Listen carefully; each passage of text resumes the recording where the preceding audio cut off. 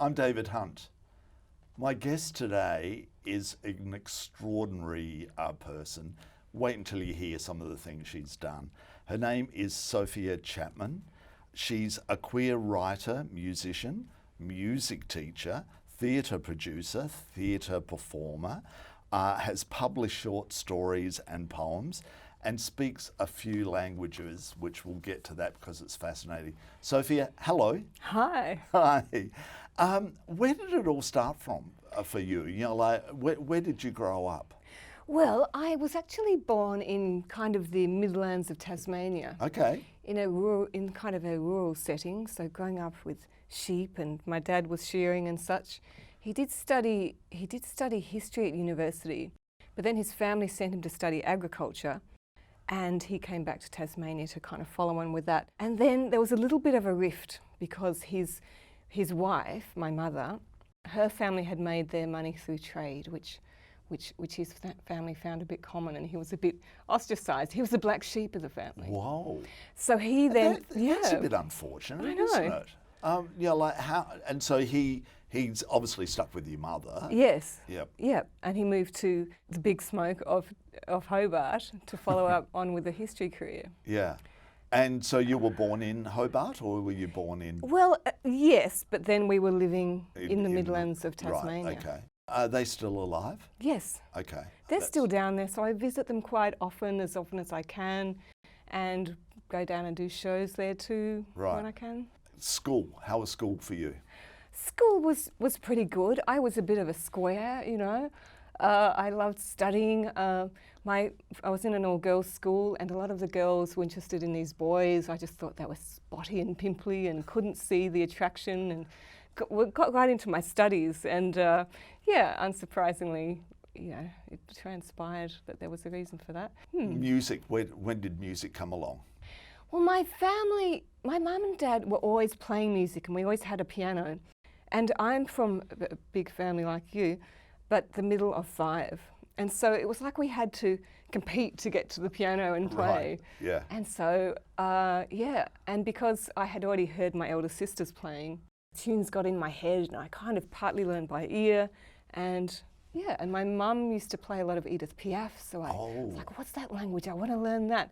And I probably even first heard the accordion on those recordings. Yeah, you would have. You're a lesbian. When did you first get an inkling that you might be interested in girls and not boys? Well, at school, obviously, there were a few crushes, surrounded by all those girls, yes, which I didn't tell anyone about.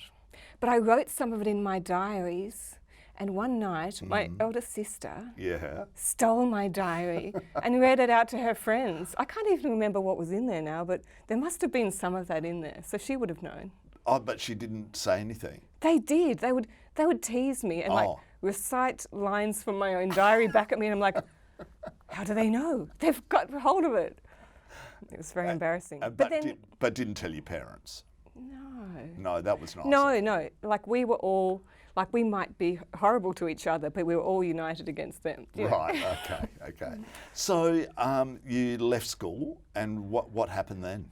Well, I went on immediately to study modern languages because I knew that I wanted to travel and do other stuff, and I thought, I'll try and get as much study done now because I'm not going to want to come back to it, So I studied French, German and Italian and English at uni, and at the same time kept up with the piano studies so I could was that teach. a few too many languages? No. Well, in amongst all of that, I was studying the literature as well, so it just was great to have such a broad range of things to study. And once you're studying one language, some of those rules about the different cases and whatever apply to others, and then you can kind of approach even further ones. Right. Yeah. Well, good on you for that. But as you just mentioned as well, that you were still studying piano at that stage. Yeah, because I always knew that was something I could come back and fall back on that as teaching. And my grandmother was... Who was American? She was from North Carolina. Right. Her name was Anna Lula Marine, and she was a piano teacher too. So I kind of had that as a role model of something I could do later to supplement other stuff. So where did the acting bug and being a musician come from? Well, I always wanted to study drama, and I did it a bit at school, but it clashed with French. I was like, oh, I feel like I need to learn the languages first. But I think it also stems from being in a large family and surrounded by these other voices with different opinions. And as kids, we did used to put on, not nativity plays, but plays at Christmas time. We'd all get together and dress up. And I think that's probably when I first experimented with drag, is, you know. Oh, yeah, in yes. those Christmas plays. Okay, right. Being at uni, did you meet anyone that you were interested in at uni? I did. I think at that point, though, males were a novelty, so I kind of went out with them for a while. Okay. And then at some point in my head, I thought, oh, it's been 10 years, that's enough. And then I realised it's only been 8 years. Anyway, still enough, no more of that. But I felt like I had to get away from Tasmania to kind of, not exactly reinvent myself, but just have a break from who everyone thought I was. Like, people wouldn't buy it that I was a lesbian or something. And the scene was so small in Tasmania. It's like I knew all the people and they were all sleeping with each other. And it's like, no. So you were hanging out with absolutely. other girls, There were definitely some flirtations, right. little things happening there. Okay. But I needed to get, it was just so small and everyone knew each other's business and stuff. So you moved to Melbourne? Yeah. Okay. The best thing you could have done? Yeah, and then I got myself a single bed and then I met Alana and we slept on a single bed for 6 months. And your partner to this day? Yeah. Whoa. For like 21 years. Whoa. And she's a musician as well? She's a musician. Yep. Yeah. Now, tell us, for those who don't know you, because you're pretty well known as a performer, and it's gypsy music, isn't it? Where did the interest come, and with the piano accordion sitting there, which we're going to hear a little bit later, I hope, where did the interest come from with gypsy music? Because then all of a sudden, apart from the other languages that you were learning, you started learning Hungarian and a few other languages like that. Why? Well, I think that actually stems back to possibly even studying the classical music. I always loved the Chopin and Liszt, and the idea of these Hungarian rhapsodies just was so romantic, and they had interesting rhythms and scales in them. And then I met some people who were Hungarians and were doing Hungarian dancing, and I thought, if I go to Hungary, I think it's going to be full of musicians and dancing. And people said to me, oh, that language is impossible, you can't learn that. And I thought, oh, I probably can. I mean, if they speak it, you know, it's more, how can I say, it's like what you read is what you pronounce. It's not like English where everything is so twisted. Yeah, it's way more logical in that sense. Yeah.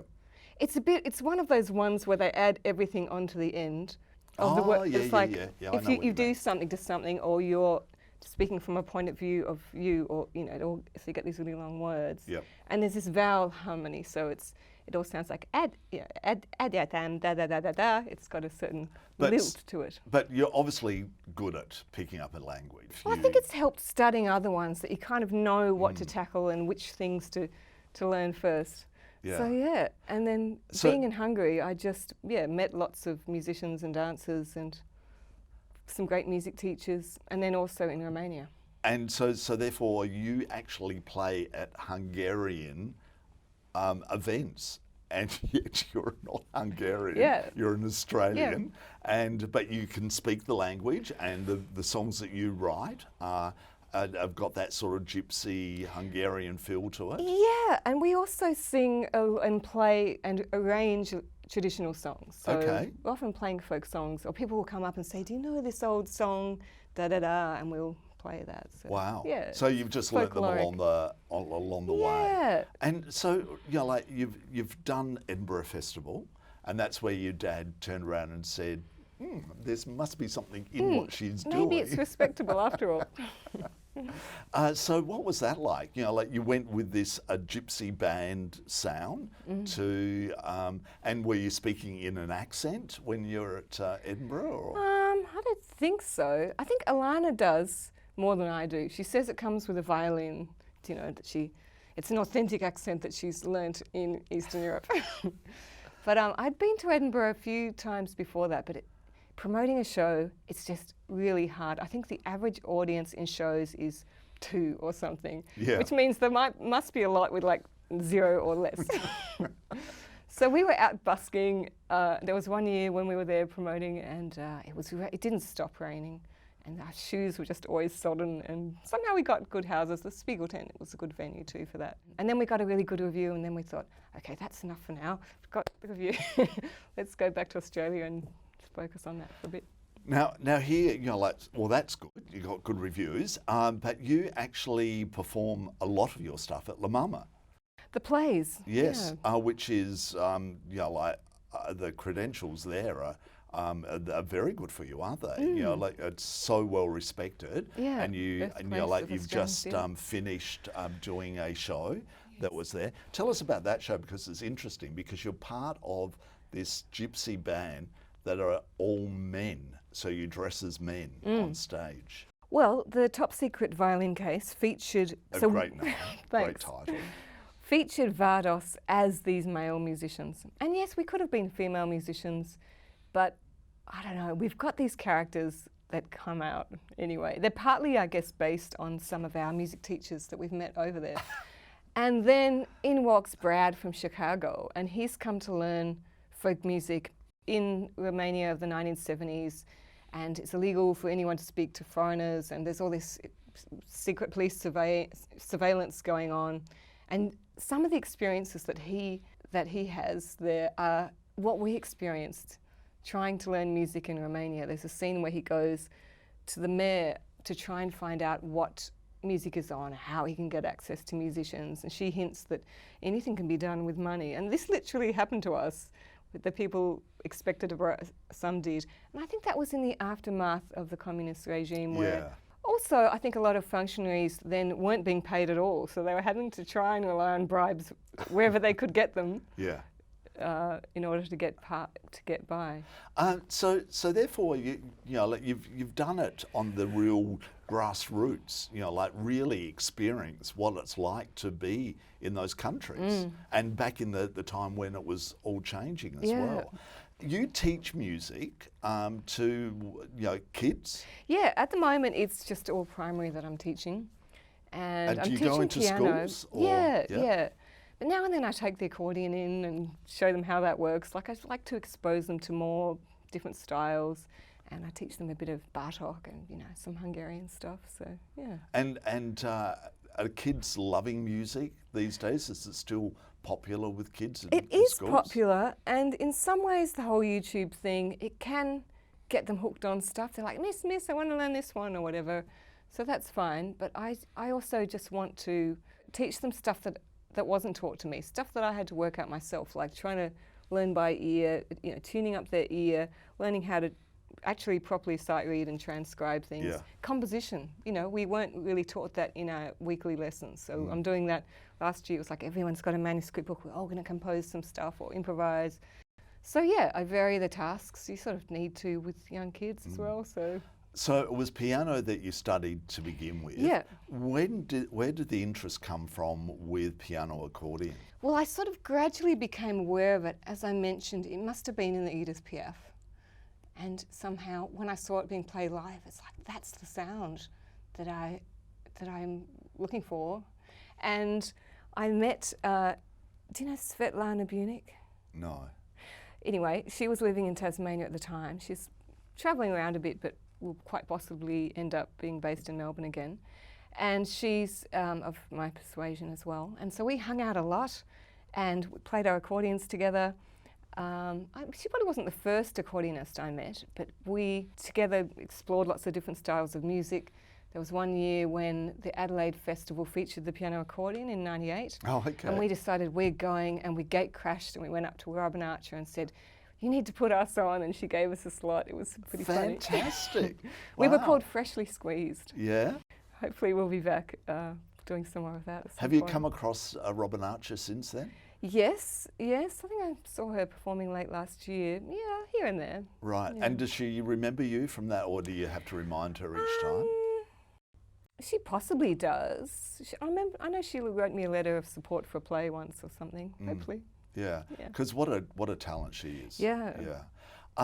And also, a piano accordion means it's easier to get around with instead of a keyboard. That's right. You just need a good trolley, and you can just put your other baggage on there. Yeah, but what about, you know, like they're quite heavy, aren't they? And is it, you know, like how's your back? And because it would be a lot of pressure on you if you're standing playing for an hour or something. Yes. So I've got nice thick straps, and Yep. also you do it up at the back so Yep. that it's secure, and you can be kind of centered, bend the knees. You know, I mean, I do a few lunges and things in the performance, but yeah. Just need to also maintain the upper body strength, a few pump classes. Yeah. Oh, okay. You play a fair bit, don't you? You're like, how many gigs a week would you play?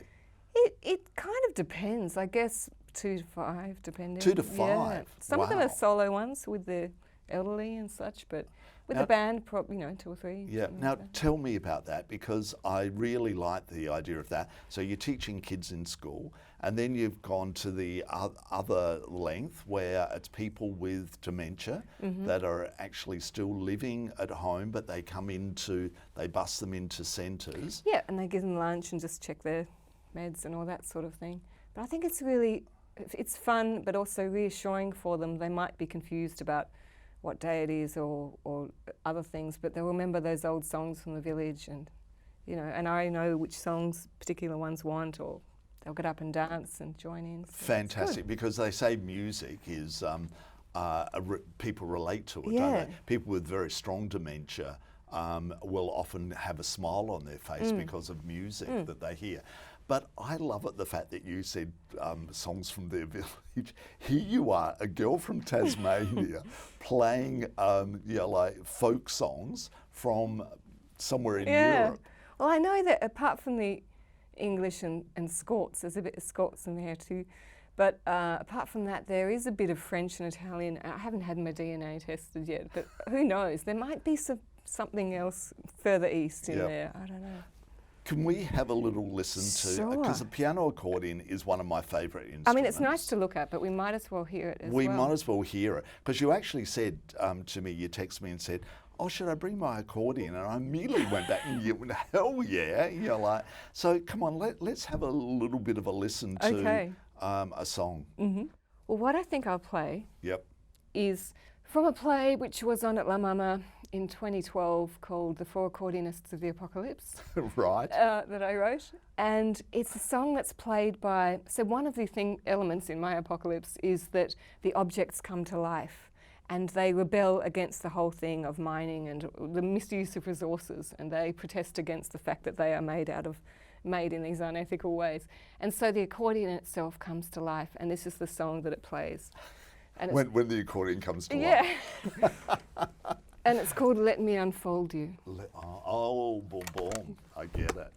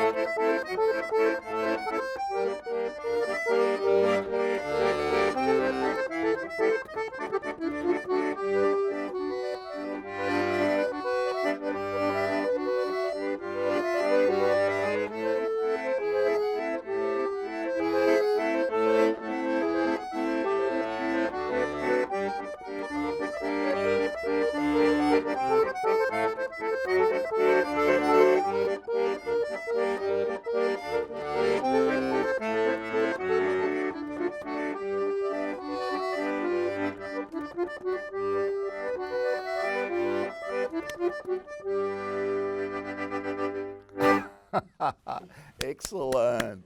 And it sounded so French. But it's French inspired. Yeah, oh, was it? Okay. Thank you so much for coming Avec in today. plaisir. Hey, tell us about the dress. The fabric well, if you want to have another look.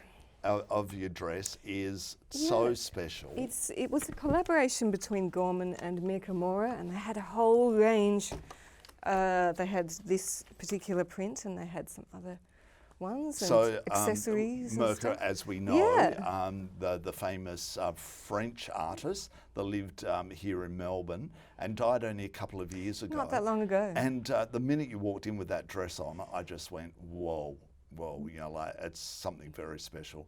How long have you had it? It must have been about 2016 I got it. Right, okay. Yeah, so it's lasted okay. Yeah. Well, It's withstood the accordion bellows and everything. Yeah. Sophia Chapman, thank you so Thanks, much David. for being on the show, Thanks for and having thanks me. for playing us a lovely piece that you wrote. Yeah. That you wrote. I'm David Hunt, and we'll see you real soon.